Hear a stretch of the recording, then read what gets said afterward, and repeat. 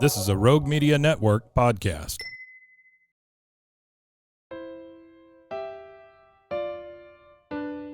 Marriott's on the move. What? Marriott's on the move. Again? Marriott's on the move. If you are dreaming about moving to a new city to pursue the life of your dreams, this podcast is for you. Moving 18 times in 23 years to 5 of America's top cities, I know it's not easy to make those decisions alone. I help you develop the dream, the plan, and the move, even if we need to get scrappy to get you there. I'll be doing interviews, career and city spotlights, and sharing my crazy moving stories, tips, tricks, and scams to avoid. Traveling to explore your dreams has never been easier. Now let's get moving.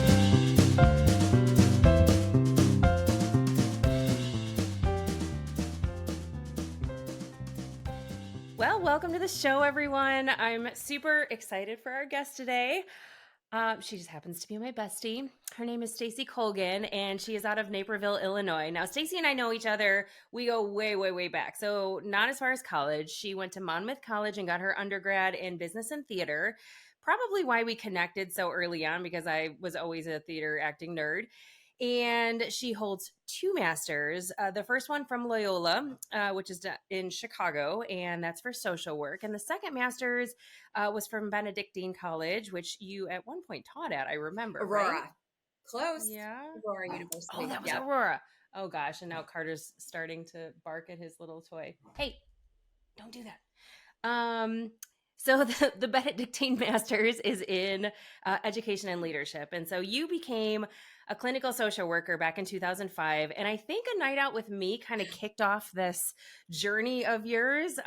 We lived in Wrigleyville together. Like Stacy and I traveled all over the country, not even the country. We traveled all over the Midwest together because we were recruiters for the company that I work for now.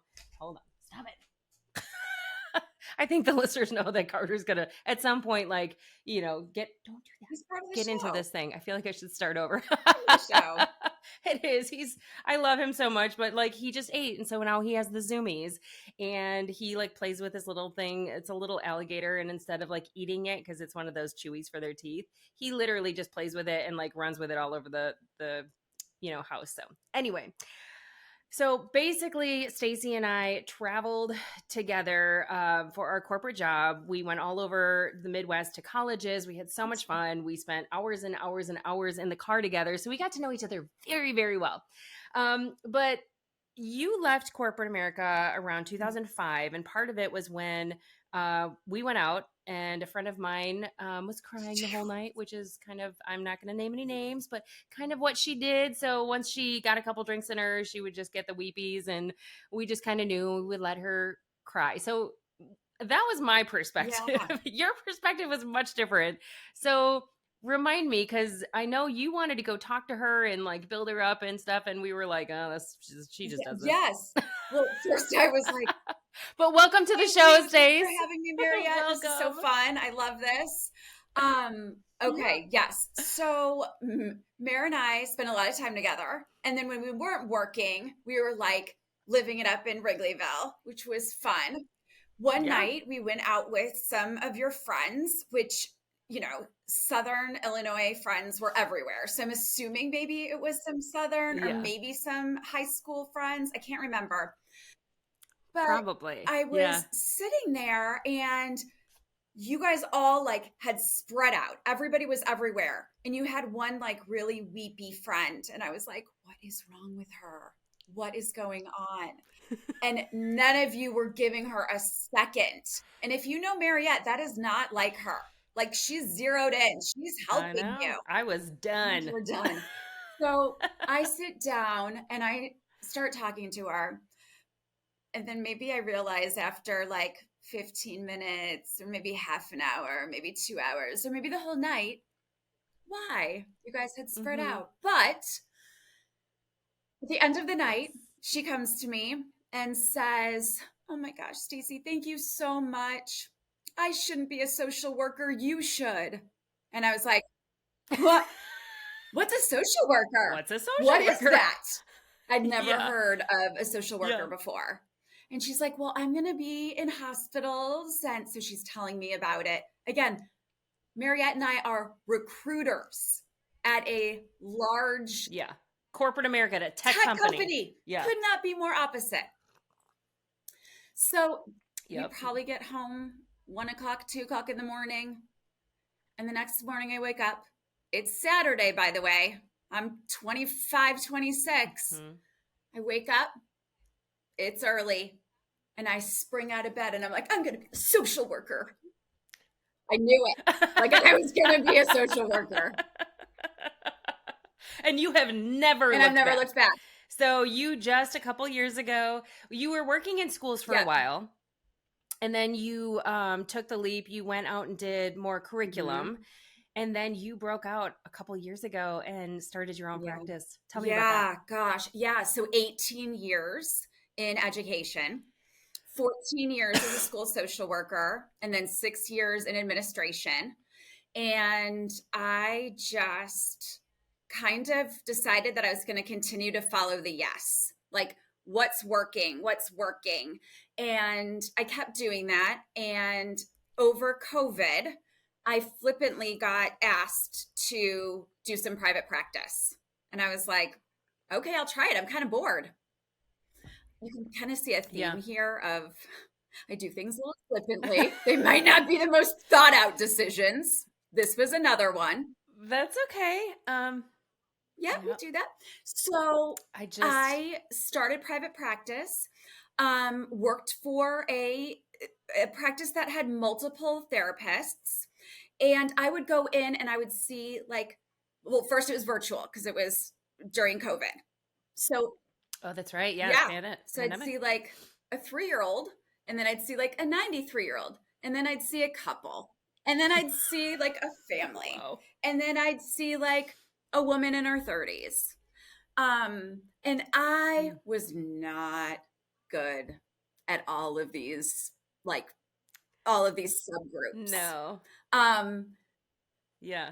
You know, I think that the building the relationship was okay, but when it came to like, what can I really like support? What can I help you with? It kind of went from like couples and families, not so much. 3-year-olds, nope, can't do it. But I kind of found my niche out of that. So after a year, I decided like, I'm going to do this on my own. I think I can make a little bit more money and I'm going to try this out. So switched from working to someone else, worked for myself, and really like niched down. Gosh, this is when you and I like really got into this, like, okay, we're doing something for us. Like we need to start, like we went to Rise together. And I think that that's where. Yeah. Well, and that was, it all kind of kicked off because it was January of 2020 and we both sat. What was interesting about Rise, so this was a conference, I had never really heard of Rachel Hollis, and Stacy, you had been following her for, years at that point, right? She wrote the book, Stop Apologizing, Girl, Stop Apologizing, Girl, Wash Your Face. Like she had done all these things and I was like, oh, okay. And then when you had asked me to go to this conference, like I tried to go to some sort of like self-help, like self-learning, something every single year. And I was like, yeah, sure. And you're like, we're going VIP. And I was like, whoa, okay, let's do this. Like, you're like, I want to meet Rachel and Dave and we get to do that at VIP. And I was like, you know what? We haven't been on vacation together in years. Like, let's do this. Right. We stayed at some crappy random hotels, but we made it work. We had some epiphanies at this conference because, most of these conferences that you go to, like there's some big ones. There's a very, very tall dude that does one, Tony Robbins. And like, they tell you like, oh yeah, they build you up and they, get out there and, be a savage after your dreams and all these things, but they don't tell you how to do it. And so she had this like recipe for like, okay, you make an idea soup and you like put all of your ideas in one bucket. And then you make a list of the people that are going to help you. And then you chart out the path. And like, we both were like, that sounds easy enough. We can do that. And then we did it. We both did Which isn't a miracle because we both did it. And not only that, but like we both have ADHD. We have not even talked about that as the title of today's episode. I've not been formally diagnosed, but as my best friend and a social worker who like niches in the ADHD world, I'm pretty confident that I have it, given that you've diagnosed me. And I think that was like the funniest conversation one of the funny, we're pretty funny when we're together. So that was one of the funnier conversations because I was like, I don't even know if I have ADHD. And you looked at me and you were like, what? And I was like, do I have ADHD? And you're like, you're the most ADHD of any ADHD I know. And I was like, oh, that makes a lot of sense then. Like, let me dig into that. And you like recommended some books, and everything I read, I was like, oh God, I have it bad. But it's been helpful to understand like that I have it. So for those that like have heard of it, I feel like the term gets thrown around a lot, and there's ADD and ADHD. And so like, can you let's start there. Can we like clarify what ADHD is, what ADD is, like what the difference is? Like, let's start there. Okay. So mental health diagnoses are all named in this big DSM book. This big DSM book gets, updated every few years. And they really take all of the research that's been done and look at what the diagnoses are, and really what kind of are all the qualifications. So ironically, ADHD is the actual title for all ADHD, even if you're not the H, which is hyperactive. So attention deficit hyperactive disorder is the actual diagnosis. It is not ADD anymore. So ADHD in the latest DSM, and there are 3 subtypes. First is the one I think most of us think of when we think of kids, which is hyperactive. Those fidgety kids that blurt out, that can't sit in their seats, that are kind of, little tornadoes. The second is a little bit more difficult to diagnose. Is what we're seeing is a lot of diagnosing in adulthood with women, which is inattentive. And then the inattentive is just like you're kind of like looking off into space and thinking of things, or like a dreamer. Or I think more importantly, I'm in a conversation with you, but I'm thinking of 4 other things. Yeah.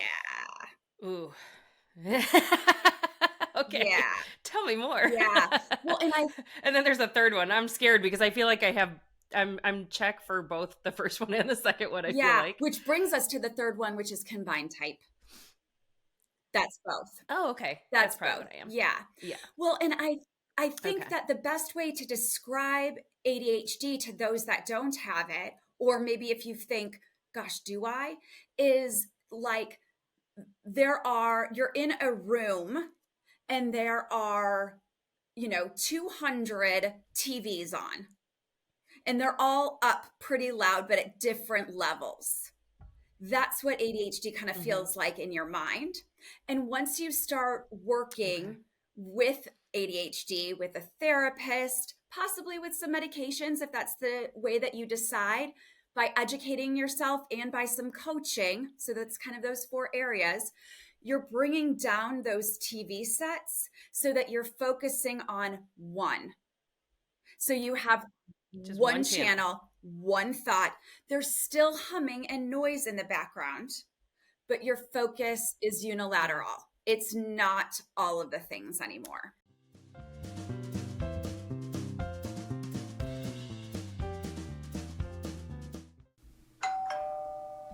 Boom. Play it. Have you ever listened to a commercial on the radio or a podcast and thought, I could totally do that? Well, I am challenging you today. Being a voiceover artist is an amazing side hustle that can be done from the comforts of your own home. Heck, it can be an amazing career. Just ask Jesse Carroll. Jesse's got over 1,000 voiceover credits to his name. Ever watch Backroad Truckers? He's the narrator. He's also done a ton of commercials for brands you would definitely recognize. If you're ready to try your hand at voiceovers, go to marriottsonthemove.com and head to my favorites page to learn more about his new digital course and coaching package. If you use code MOTM, you'll get 20% off at checkout. Have you heard of Monat or Modern Nature? I had neither before my friend Monica was raving about their skincare products that she's obsessed with. I took their hair quiz to find out which product line would be best for me since I just happened to be looking for new shampoo and conditioner, and I signed up for their VIP package that got me a little bit of everything to try out. Turns out they are the first anti-aging hair care line in the world, which I didn't even know was a thing. And their products are gluten-free, vegan, and Leaping Bunny certified, which means they're never tested on animals. Now I'm obsessed with their rich formulations that feature botanical extracts, essential oils, and other naturally based ingredients, and I want to share those products with you. I'll put the link in the show notes, or you can hit the faves page on my website. It's safe, EU approved, and clinically tested by third parties, so essentially, robustness approved. Now back to the show.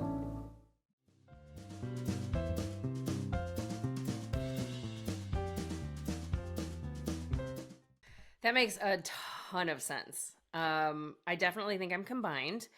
If somebody, because I know I at one point did some like online assessment, but I know there's like very formal things that you can do to get tested to see if you're right. So like what's that look like? And are there any like, kind of pretty significant red flags? Like if you know that you do this a lot, like you might have ADHD. Yeah. Well, as Marriott and I were just jumping on and saying hello, one of our favorite things to do, I think two of them, and we did both of them within 24 hours. And one is moving around furniture. So I moved around all of my office furniture yesterday instead of writing the report that I was supposed to write. And two is both of us, which I didn't even mention, went through our closets and reorganized our closets. And that's something that I did yesterday. So red flag, if you have gotten up and at 2:00 in the morning, you are moving around furniture, big red flag for ADHD. You might have ADHD. You might have ADHD. Or if you're constantly kind of assessing your closet, rearranging your closet, rearranging your things, or it's like the closet's there, I'm not even looking at it, or I'm kind of obsessed with it. That's another. Has to be perfect, or I don't even know what's going on. Yeah. And I feel like for me, I do it sometimes because I feel like I'm out of control in every other area of my life. And that's the one thing I can control is like, I know granted, I went and got my like certified professional organizer, like status, but like for as long as I can remember, that is the one thing that I can do to control how I feel in that moment and to like gain back my focus is like, I get a project. I'm really good at Tetris. Like I can make things look, and feel and be usable in that space. But for me, it's sometimes a distraction for what I should be doing that I don't want to do because I don't feel in control at that moment. So like, that's another probably big red flag too. Absolutely. Yeah. So what are the tendencies with somebody that have ADHD? Because obviously like you watched me for years and I'm still kind of in the midst of, moving around. Well, I guess I should ask you that first. Like, what's it like every time I say like, hey, guess what? I think I'm going to move to like here. And you're like, oh, geez. Like, what's that like? As my best friend. Well, I mean, I think that we all have those. Yours has just kind of developed from moving. Mine, I do kind of the same with jobs. I've been in a ton of jobs over the last, 25 years. So yes, for you, it's moving because it's how many times in how many years? Well, it's 18 times in the last 23 years. And I think at this point, I'm probably going to move in the spring. So I'm looking at Chicago and Florida, or maybe both. I don't know. We'll see. I love it. Yeah. Right? I mean, why not sell my house and get an apartment in Chicago and an apartment in Florida? And, I don't know. We'll see. I have no idea what I'm going to do, but I'm going through my own Fred framework right now, which you like helped me kind of vet out. But for me, I have to look at like, what's the dream? What's the end game? And right now I'm doing it. Like for me, like the dream would be to do this full time. Obviously I'm very far from that. I have a mortgage and, all of the things that come with adulting, which it can be really hard, but I look at the dream and like what I want to do is serve people. I want to help them move smarter. I want to bring these things to light. Like when I tell somebody I have a moving podcast and relocation, I'm sure they're like, I'm sure that's incredibly boring. But like, last week I interviewed somebody that does rental arbitrage, which I had never heard of. And I'm in the moving industry. I interviewed my aunt, the psychic, who, we were talking about what do you do if you move into a haunted house? I'm talking to you about moving with ADHD and what that looks like. And if there's a correlation, like, to me, these are things that people need to hear about, because we make these decisions and then we regret them, or we don't make the decisions and that's still a decision, and then we regret them too, Yes. So I think that when we, but yeah, I asked you, yeah, I think I was gonna say, I asked you a question and then I didn't let you answer it. That's okay. We can do that. But I Yeah. think that, so Yeah. one of the terms that we have in the field is masking. And boy, you and I are really good at masking. So an example of that is you literally being a professional organizer, when one area of executive functioning that people with ADHD struggle with is organization. So that is something that you mask. Interesting. It's like, I am going to hyper focus and I'm going to go all in on that. Yeah. So for me, it is time. I am always on time, no matter what. Both me and my husband also has ADHD. So it is like, that is our one. Again, your friends that have ADHD typically probably are either they're not on time or they have horrible time management, or both. It all kind of goes along together. I work very hard. I feel like I used to be really good. Yeah, I was going to say, I used to be like on time, if not 10, 15 minutes early, always. And now I find that I'm always late, because I think in my head, like, this is only going to take me 3 minutes, when really it's going to take me 20. And I know inherently that it's probably going to take me 20, but I'm like, I can get it done. I can beat the clock. Like, I used to compete with myself on how quickly I could get the dishwasher unloaded and loaded. Like, I very much don't have a good, a good, what's the word? Like, understanding of like how much time something's going to take me to do something. And then it pushes everything back in the day that I'm supposed to do, or I do it in inappropriate time sometimes. Like, I prioritize things that shouldn't be prioritized at that moment because it's not necessary at that moment. Saying all of the ADHD things. So that's called time blindness. Yeah. And I tell my clients, ooh, is that what it's time called? blindness. I tell my clients right away. The first time I meet them, I tell them, I have ADHD. I am extremely time blind. So I have clocks at both ends. So if I'm looking back and forth to make sure I'm on time, it is not because you're boring or anything else. It is because I just need to stay on time, not because of you. Right, so right. Again, you're like, this social cue has nothing to do with you. It's me. Yes, it's me, Taylor Swift. It's me. So, yes, it's me. Yes. Hi. So again, just another way I that we have to kind of mask or like realize here's another thing. And you said a great one, which is prioritizing. People with ADHD have a really hard time prioritizing. So I work with clients and myself. Yeah, that's a good question, because we are so passionate and hyper-focused on the things that we're passionate for that most of us aren't very passionate for, like writing the report I had to write yesterday. So I moved around furniture. My office looks fabulous though. Fair. Office looks That's fabulous. fair. Report not written. I bet it does. So Stacy practices out of Naperville, Illinois, like right downtown. It's an awesome little office area. So it is, to be clear, and I will put your information in the show notes and everything. To be clear, you can only practice in Illinois, right? Both from a telehealth perspective and from an on-site perspective, right? So this isn't relevant to 49 or 50 states, but Illinois, like if you're good there. I'm good for there. But I'm happy to recommend therapists in different areas as well as coaches. Oh, yeah. If what Mariette and I are saying, and you're like, oop, prioritizing, oop, time blindness, oop, all, these things are coming to a head, or you're like, squirrel, like, maybe it's something to think about, right? Yeah. There really are multiple ways that research says to best kind of work on that. And one of them is coaching. So I highly recommend, doing some coaching, as well as the therapy, as well as really educating yourself, and educating those around you. I constantly tell my clients how it impacts them. My ADHD, my family knows. So that's a big piece of it. Yeah. Well, and you and I have talked about this in the past. Like a therapist, like I always say, and it's even on my website and everything, like you should have 3 people in your life, right? That you really, really like working with.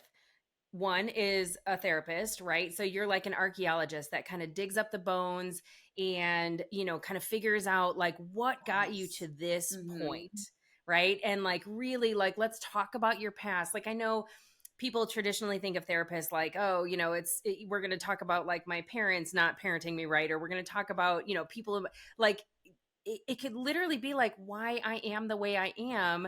And let's validate that. And let's say like, okay, that's okay. Like, yeah, you moved around a lot as a kid. So of course it's a little bit traumatic because you every single time had to start a new school and you had to make new friends, and it's hard to make friends. And so like there's the therapist, right? So the archaeologist that digs up the bones and figures out how to get you where you're going. And then a coach like me, so I'm a certified professional life coach. A coach is going to say like, okay, well, let's build some blueprints, right? So we know where you came from and we know what your habits are and what you gotta do to like keep that up. And then as a coach, I'm going to help you kind of remove some of those roadblocks and say, okay, let's talk about your dreams. Like what has stopped you from getting there? What are some milestones we can put in place for you to like phase out getting to this dream and build those blueprints? So almost like an architect. So you have an archaeologist, you have an architect, and then there's you.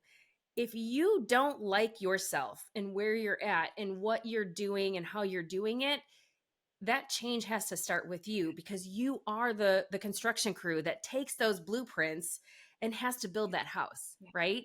So for me, I look at this as like the trifecta of like, if you don't like yourself and where you're at, start with therapy, right? If you don't know what your dreams are, we're going to get you from where you are today to talking about that as a coach. And then from there, we're going to set you free. And then you can always come back to both of us, right? And like, you can go to a therapist and say like, hey, I moved and I thought I was going to love it and I didn't love it. And, I should have listened to the coach that says, let's do a city POC and try it out before I buy it out. And things like that. But like what, could moving be correlated with ADHD? And like based on the tendencies that and the red flags and things like that, like I feel like for me it's a tendency. And like I know we talked a little bit about masking and things like that, but like could this be deeper with somebody that moves around a lot? That's such a good question. Yeah, I think so for sure. I think that with ADHD, we often do things that are a little impulsive, right? Like going out to a bar and having a drunk girl tell you that you should be a social worker, and then you quitting your and then going to get 2 masters, right? Just doing it. So I think that there's some impulsiveness. So it could be like, yeah, I'm just going to move to New York City and figure it out, or I'm going to go here or go there. I think that there is also a piece of that prioritization that's like, am I really prioritizing the important things here? And I think, again, sometimes we hyper focus. So another big word in the ADHD world, we hyper focus on just one thing. Like I'm just focusing on that I want good weather. Like I want to go down and I want to be somewhere south because I'm so sick of this. Like I'm in the suburbs of Chicago and dreary, gross, rainy weather. Snow. Yeah. So I'm hyper focused on just one thing, as opposed to, I love your framework because then I'm thinking of like all of the things. I'm looking at the POC for each place that I'm going. And I'm thinking of like, okay, I've done my values activity and I know that family comes first. I have no family in the South. Yep. Is that really kind of coming together? Is that really meaningful? Yeah. And the other thing I want to point out is that oftentimes most of our moves are like more in our 20s. That's kind of where we're doing a bunch of those moves. And we are finding that I was diagnosed in when I was in graduate school the first time. That's when I was diagnosed with ADHD as an adult, not as a child. And you as well. Gotta love when your best friend diagnoses you unofficially. But in her your 40s. Yeah. But I think that, again, thinking about the patterns and thinking about I need to change, I need to move, I need some inspiration, I need some hyper focus, I just need some passion. I think that often is, wow, that's my ADHD. I still though need to bring in all the other things, the other values, the other things that are meaningful to me so I can make a smart decision. Yeah. It's been eye-opening. So I just put that, the workbook, when you go to my website at the bottom of every single page, and by the time this is released, the new website will be out. So, at the bottom of, I know, I'm so excited. At the bottom of every single page is, where you can fill out to put in for the Monday mailer. And when you, go and sign up for the Monday mailer, I send you a 14 or 15 pages workbook that you can start filling out. And you mentioned the values page. I mean, it really is important. Like, you figuring out, like, for me, I need, I want to be close to a Pilates studio. I want to be able to walk to a coffee shop if I can, even if it's, a mile away. I want to be able to, feel safe in my neighborhood. I want family to come visit, if not live close to me. Right. So there's all these things that I look at that in my 20s and 30s, I was like, I don't care. I just want to explore. I went to San Diego once with a friend. I'm going to move there. And instead of like thinking like, okay, well, I lived in Ocean Beach, but really if I were to look back, like, I probably would have, like, if not stayed, if I went just a little bit further north, I would have probably had all of the things that I still today think are important and want to have, and could have been, like, in the right place and set roots and stayed there. Not to say that I wouldn't have moved all over, because that's just, I love moving all over. But at the same time, like, that day to day, like, niching down, like, you can have that dream to move to San Diego, but like, where in San Diego? Like, what, talking about your priorities, right? Like, what is the priority? Like, getting up early, working out, walking along the beach, getting coffee, meditating, journaling, doing all of those things. Like, if you're not in a place where, if you're in a place where you have to drive to that, you're less likely to do that. And then you're not going to feel that balance and that harmony in your soul that you need to feel like you should thrive in that community, because you'll just be surviving to get to your next, soulful experience. Yes. So, well, and I think that one thing that I want to really put out there is, when we find out that we have ADHD or some of the same tendencies as people with ADHD, I think instead of like really trying to like, oh, I want my ADHD to be as small as possible, I think that there's some wonderful things about ADHD. yes, The hyper focus, the creativity, gosh, if it's a passion of yours to like move around and to like hyper focus for a little while and then go and great. That's amazing. Again, I think that it is kind of an acceptance of that, of, okay, how do I accept what this is and really like work with it? And gosh, I don't know anyone that's done that better than you have. I mean, I think that you have like run with it. Thank you. You've run with it. I have evolved. In fact, I am probably never going to, I can't say never. Always and never are bad things to always say. I don't think I'm going to buy another place for a very long time. I think that it would serve me better to rent, because buying a house is expensive. I mean, you've lived in your house. I mean, gosh, I think you've been in it, what, how many years? 14 years, 15 years? Yeah. So like, for me, that sounds awful. But for you, like, you have a family, you have children, like like setting those roots was important to you for as long as I've known you. For me, I'm like, I'm going to explore everything. So instead of spending that money every single time, I'm going to find a place that I can rent for a year or two, see if I like it, and then maybe buy in that area. Right. So like doing a very long POC, But at the same time, for me, like I don't want to, I like the investment of a house, but there's a lot of things that come with buying a house, right? And for me, like if I have to focus on one thing, it's not going to be all of those things, like putting in patios and all that stuff. That was terrible. Like I'm lucky my grass looks good, and it's only because the HOA cuts the yard, right? Yeah. Because otherwise I would never do it. Yeah. But I mean, so there's clearly a lot of correlations between ADHD and moving a lot. I mean, the spontaneity, the prioritization. Um, what are some other red flags that you can think of that maybe, as far as moving goes, like we should consider when we're considering Yeah. moving, or at least get coached through? Yeah, I think that another one is that passion piece and that hyper focus. Mhm. How long is this something that you're going to be passionate about? Is this something that's like more short term, or is it something that you can see the next few years? I think that Yeah. when we hyper focus, it's usually on something smaller, like a hobby. Moving, not a hobby. Mhm. Moving, you're committed. Right.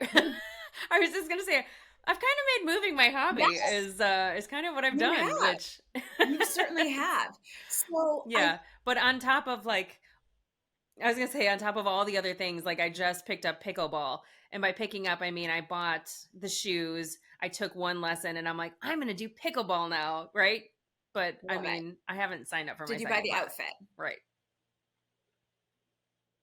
See, I already had outfits. That's why it fit into my hobbies. Got it. All my savvy clothes Yep. work perfectly for I pickleball. love it. So I'm gonna lean in. It was really fun, and I did, in hindsight, like I played racquetball and tennis like growing up. Like I played racquetball with my dad. I played tennis, passively. Like I took lessons and stuff at the park district and stuff. So it's actually a combination of those two, which is really fun, but with a wiffle ball. So it was interesting, but I think it's going to be fun, and it gets me out of the house and not doing just a regular like gym visit. Yeah. So I've got to do something. I'm getting older. I love it. It's so fun. So I think just to answer yeah. your question and just to kind of wrap it up, I think that, the passion for the work that you do day to day for someone with ADHD is incredibly important. So for me, when we worked together in recruiting, it was great for a while, but after 2.5 years, it just died out. It just wasn't. It was a lot. It just wasn't exciting anymore. And I was like, I'm just done. And I Yeah. think that that's why we do a lot of moving around, whether it's careers or jobs or actual physical locations. Or I think that there's even people that are in one city or one state or one neighborhood that they just move, on and on and on. And Over. yeah, Yeah. there's something fulfilling about that. So, there again, It's like that fresh start. yeah. Yeah. But I think it's hard because everywhere you go, there you are, There you right? are. And so if you are ADHD and any of this resonates and you haven't taken the first step to even do an online assessment, I think that's a great place to Mhm. start. I think that there's, setting up an appointment with a therapist that has a focus on ADHD. You can find like if you go to psychologytoday.com, you can find Stacy's profile. But you can also go in and search for, specialties. Like if you feel like you have something that, specifically is bothering you, like grief or, like ADHD, or you've got whatever your concern is, you can go in and search for therapists by that. Right. I think it's, for me, I haven't had a great experience searching through my insurance companies like portals. I find that if I can go in and, find a therapist that way and then go in and see if my insurance covers it, that's been successful. What are some other ways that they can find a Yeah, therapist? I think that the best thing is to reach out to the people around you. Who do you like? What's a practice that's good? Lots of towns have different Facebook pages. So maybe it's asking your mom's group, or it's asking, people at pickleball, or it's, asking Yeah. people that you go have coffee with, I think that that's first and foremost is ask around. I would say that half of my referrals come from Psychology Today, and then the other half probably come from my current clients referring their friends and their family members. Okay. So, And I think it's important to note too, and this was a tip that you gave me many years ago, because I remember going into therapy initially, like back in 2010, gosh, it had to have been maybe 2007, 2008. But I was experiencing depression for the first time. And, I tried to talk to a friend of mine who was a doctor. And, that's a whole other episode about how she reacted. But I asked you, like, what do I do? How do I find a therapist? And you said, well, first of all, interview them, right? Find a couple and then have a conversation with them and see if it's a good match. Because just as I'm taking on some of these clients, there's some people that I know I'm not a good match for, but then there's some people that I can totally identify with, and then we would work well together. And like you had Holly for many, many years. I tried Holly. She was far from me, like, as I lived, about an hour away. So while I loved her, it was really hard for me to get out there. So I found somebody more local that was a good fit. But had I not interviewed, I mean, there were several therapists over the years that I worked with, because I get depression in bouts versus having it last for a long time. And for me, like finding, like right now I have Kevin, who, like, me moving out of North Carolina, I can't work with him anymore. So like I actually have even thought about that, because I use him. We meet once a month. But when I was going through some really tough times, like we were meeting like every other day, and he helped me get out of that, gave me very thought-provoking questions to like think about. And then you and I would talk, sometimes about like what we talked about, and, just getting validated. But like had I not had the relationship with him, I remember one therapist in particular that I was bored. Like I literally, they wouldn't ask me any questions. They'd just be like, what else? What else? And I'd be like, I don't know. Ask me a question. Like, you're supposed to be helping me and guiding me, and I don't know what else. Like, if I knew what else, I wouldn't be here asking you for help, And like, I was just like, what the hell? But so I thought that was such a great tip. And I still, like, when anybody comes to me, because I actually was a mental wellness chair for my company. When people would come to me and say, like, this is what I'm dealing with, I would say, like, okay, find 3 therapists we used Modern Health. And we, as a company, would give away 6, 1-hour sessions for everybody. Some people needed more, and then they can, tap into our insurance. But I would say, like, go in, look at their profiles, see if there's something that you identify with, and then have one session with them, talk to them, see if it was a good fit. If it is, great, keep going with that one. If it's not, then find someone else, I actually, and that as a therapist, that's going to happen, right? Like, yes. So I always schedule a call first. So whenever anyone reaches out to me, even if I see a good friend of theirs, I set up a 15 to 20-minute call where I'm asking them, what are you looking for? What type of insurance do you have? What have you gotten out of therapy before? What did you like? What did you not like? And then I give my spiel, which is totally funny because from the recruiting days, we used to have like a spiel. We did our spiels. I have my own spiel about myself now. And so I really lay out, including like, I have ADHD. Here's how it impacts my clients. Here's how I've worked on it. Here are my strengths. Here are the things that I'm not that great at. And I'm really forthright because I want you to know coming in what to expect, versus coming in and being like, no, ask me a question. No, I don't know. Ask me a question, Right. So right. I would say that most of the time, luckily I have the right platforms, and my Psychology Today and my website is pretty on brand with who I am. So I would say about 90% of the time when I do those calls, those turn into actual clients. But every 10% of the time they don't. And I'll give them hey, you know what? I don't think I'm a good fit, but this person is. Or why don't you try, this private practice? Or let me do some research and find somebody else. That's awesome. Yeah, I think that's incredibly important to have that relationship because I know I can call, well, obviously I can call you, but if you're not available, I know that I can get in touch with Kevin and within a day have a session, and it just validates that I'm not crazy.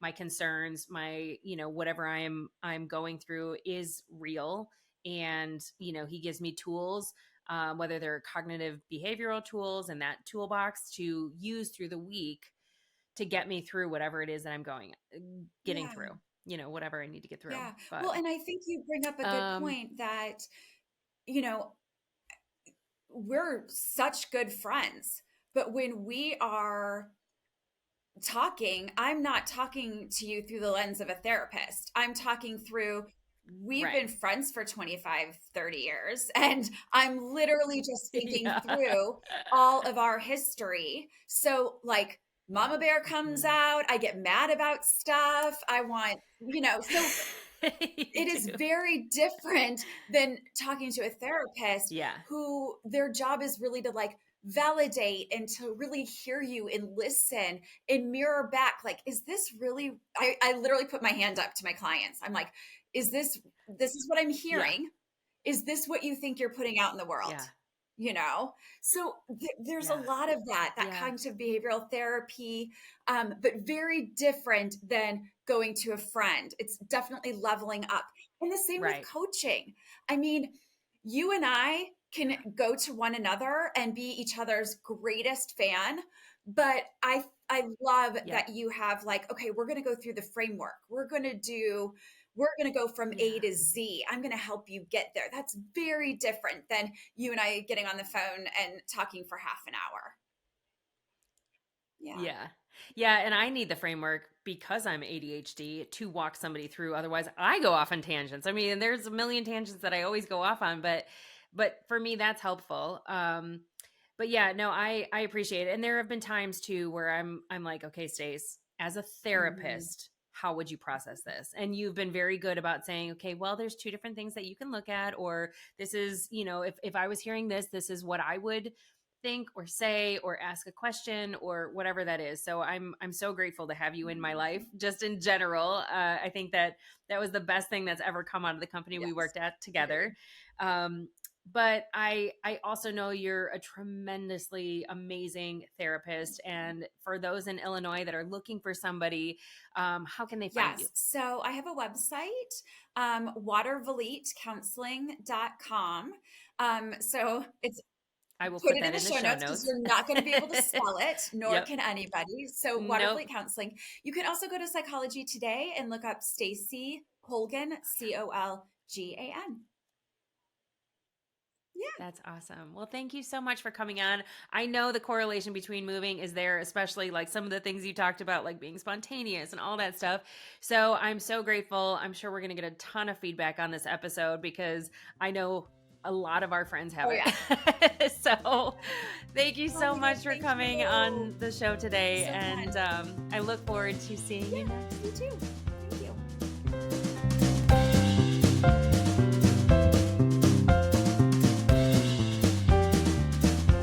Well, I could go on forever and ever about moving you closer to your dreams, but I probably should save some thoughts for the next episode. A big thanks goes out to you for making time for me today. And making time for me, you're making time for future you, and we're both grateful. If you enjoyed this content, please subscribe to the podcast, download the episodes, and leave me a 5-star review. I would really appreciate it. In return, if you go to my website, marriottsonthemove.com, and register for the Monday mailer, I'll send you a free Fred workbook to get your journey started. This is also where you can find all the show notes and all the ways to get in touch with me. A special thanks goes out to Rogue Media for its wisdom and partnership. Until next time, friends, keep moving forward towards your dreams. Oh, and the legal stuff. This podcast is presented solely for educational and entertainment purposes. I am a certified coach, not a licensed therapist, and this is not meant to replace the professional advice of a physician, psychotherapist, or other qualified professionals. This is solely my perspective based on my own experience and training. Okay, now it's over. For reals. Bye for now.